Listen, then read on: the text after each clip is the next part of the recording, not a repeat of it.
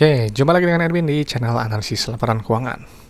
Untuk kali ini saya bahas Triputra Agro Persada, ya TAP G 2026 Q1. Kalau teman-teman ada analisis yang lebih lengkap, lebih akurat, langsung aja tulis di kolom komentar ya. Oke, kita langsung ke analisis. Ya, ini satuannya jutaan TAP G. Oke. Yieldnya lumayan ya ternyata, ini 8,7%. Oke, kita lihat dulu untuk riwayat bagian dividen. Ya, saya rasa TAP G ini adalah perusahaan yang baik karena apa? Karena rutin ya bagi dividen dari tahun buku 2020 sampai terakhir ini yang interim 2025 gitu. Ini nanti cek aja apakah ada pengumuman belum ya bagi dividen final ya.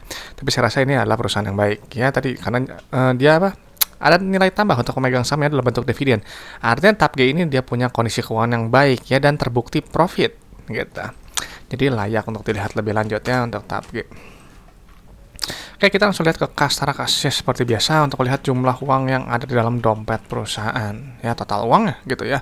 Uang kas ini digunakan untuk bayar operasional usaha, ekspansi usaha dan juga untuk bayar pinjaman ke bank ya. Jadi nilai jangan terlalu sedikit. Nah, di sini untuk TAP G, kasnya naik lumayan ya 69% di 1,1 triliun. Kenaikan ini nanti kita akan cek di laporan arus kasnya. Berikutnya kita langsung ke saldo laba di tab ekuitas yang ini nilainya gitu ya, untuk lihat jumlah akumulasi keuntungan yang telah dihasilkan perusahaan ya. Gitu dari semenjak perusahaan yang pertama kali berdiri sampai sekarang 2026 Q1. Jadi TAP G sampai 2026 Q1 telah profit sebesar 7,1 triliun ya di luar dividen yang telah dibagikannya dari tahun buku 2020. Jadi ini bagus ya, perusahaan ini dia saldo laba yang positif dan dia bagi dividen. Artinya bisa perusahaan ini dia nggak cuma untung di atas kertas saja. Tadi ya keuntungannya nyata ada nilai tambah untuk pemegang sahamnya. Karena banyak perusahaan yang saldo laba yang positif tapi nggak bagi dividennya, jadi saya asumsikan dia cuma untung di atas kertas saja gitu.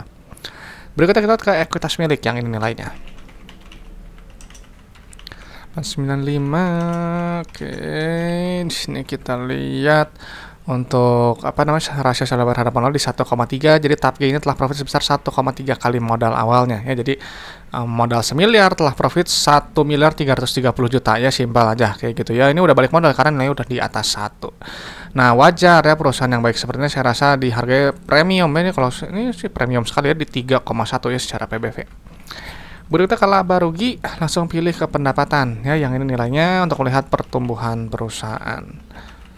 Kita lihat dulu ya, di sini memang untuk pendapatan di sini turun tipis ya 127 miliar ya, turun ya nggak nyampe 5%, 4,8%. Nanti pendapatan akan dikurangi oleh harga modal. Nanti kita dapat laba bruto yang ini nilainya ya, untuk melihat inti efisiensi perusahaan lewat gross profit margin. Jadi bisa di sini 34%, artinya kalau TAP G menjual satu barang atau jasa harga 100.000, itu ambil profit 34.000 ya. Jadi kita harus cari perusahaan yang laba brutonya setinggi mungkin, GPM-nya sebesar mungkin sesuai dengan sektornya. Karena semakin besar laba bruto nanti semakin besar juga ruang untuk laba bersihnya. Ya, harus ingat seperti itu. Nanti laba bruto akan dikurangi oleh beban operasional dan operasional beban pajak, nanti baru kita dapat laba periode berjalan. Ya, inti dari laporan laba rugi, perusahaan ini untung atau enggak ya. Nah, memang secara kita lihat untuk gross profit memang ini turun semua ya. Pendapatan turun, gross profit turun 6,1% 55,5 miliar. Laba bersih juga turun 8% di 65,4 miliar. Nah, tapi meskipun ada penurunan, saya rasa secara persi ya memang sedikit agak mahal sedikit ya, dia di 12 kali gitu. Tapi ini menariknya gini. Ya, teman-teman harus tahu kalau PER itu adalah jumlah waktu dalam satuan untuk balik modal berdasarkan earning per share. Jadi kalau beli PER-nya TAP G di 12, artinya holding period untuk 12 tahun ya. Tapi ini kita lihat untuk price to dividend ratio ini di 11,4 ya. Jadi teman-teman ini bisa balik modal hanya dari dividennya aja kalau dividennya konstan. Ya, itu dalam kurun waktu 11 tahunan ya, hampir 12 tahun lah. Gitu. Jadi sebenarnya saya rasa ini cukup fair lah ya, cukup masuk akal lah. Kalau misalnya kita bandingkan tadi si PER dengan si PDR ini ya, price to dividend ratio-nya. Oke, berikutnya ke laporan arus kas. Langsung pilih ke penerimaan kas ya, untuk melihat jumlah uang yang customer bayar ke perusahaan. Nah, di sini kita lihat memang rasionya tinggi ya, 107%, artinya customer bayar selalu penuh ya, lebih malah gitu ya. Jadi bisa jadi lebihnya itu adalah piutang yang sebelumnya belum tertagih. Nah, penerimaan kas ini memang turun tipis juga ya, karena memang pendapatan turun 158 miliar. Tapi tetap ya ini harus tinggi gitu, karena digunakan untuk aktivitas perusahaan ya, uang yang dikumpulkan ini.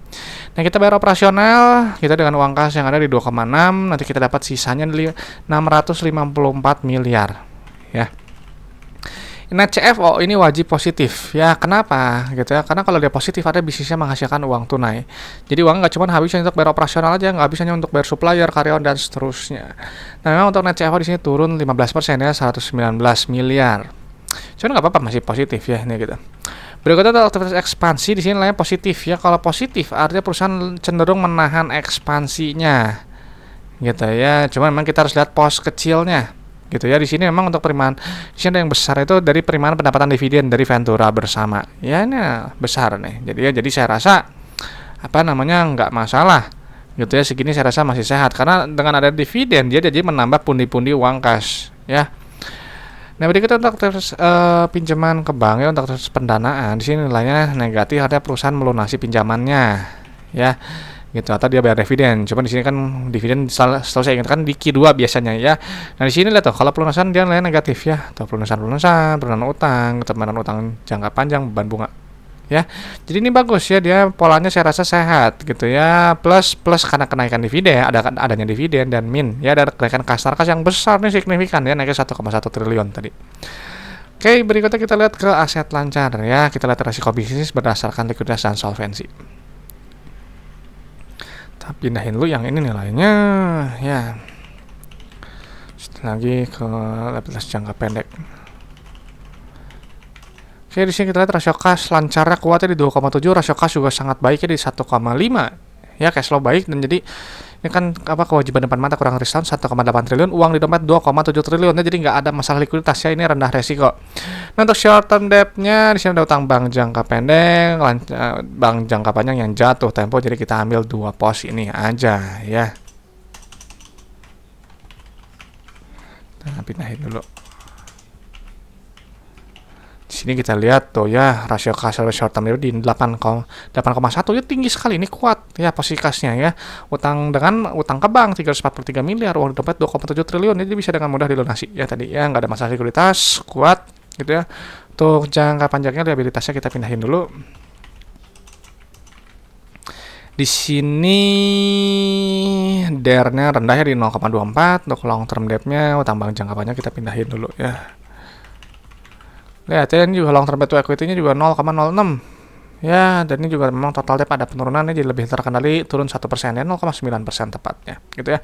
Saya rasa ini rendah resiko ya secara likuiditas dan solvensi ya gitu. Jadi kan ini kuat posisinya. Jadi TAPG ini setelah saya pindahkan data keuangannya, saya rasa TAPG ini adalah perusahaan yang baik ya, karena reward margin dividennya yang jelas gitu ya. Perusahaan yang terbukti profit, ada nilai tambah untuk pemegang sahamnya. Terus perusahaan ini juga telah profit sebesar 1,3 kali modal awalnya ya, udah balik modal dari atas 1, tapi wajar ya PBV-nya ini premium ya di 3,1 ya, premium sih kalau ini ya. PR juga cukup premiumnya di 12 kali, tapi poin menariknya secara PD ini hampir sama ya, jadi sebenarnya masih masuk akal ya untuk valuasi secara PR ya. Seginian ini bagi dividen kan 8% ya, di atas 5 juga. Untuk cash flow saya rasa sangat sehat gitu ya, misalkan dari CF ini sebagian besarnya dari tadi ya dividen dari Ventura bersama. Untuk total debt dia lebih terkendali ya, turun 0,9%. Secara likuiditas dan solvensi juga ini sangat kuat ya, rendah resiko. Oke, tujuan penasihat untuk TAPG ya, dan saya selalu ingatkan ke teman-teman kalau analisis laporan keuangan seperti itu hanyalah sebagian kecil dari fundamental, hanya melalui kinerja masa lalu ya. Jadi untuk prospek ke depan teman-teman yang harus nilai sendiri. Dan juga saya ngebahas harga saham itu kita kembalikan ke mekanisme pasar, dan juga untuk valuasi hanya pakai PBV dan PR sederhana ya. Jika teman-teman ada metode valuasi yang lebih cocok, lebih akurat, lebih bagus ya untuk TAPG, itu aja ya, karena valuasi itu sifatnya subjektif dan relatif berbeda untuk tiap orang. Oke teman-teman, itu aja. Terima kasih sudah menyimak ya. Kalau ada pertanyaan dari saham, langsung aja tulis di kolom komentar. Saya Edwin dari channel analisis laporan keuangan. Sampai jumpa di video-video berikutnya.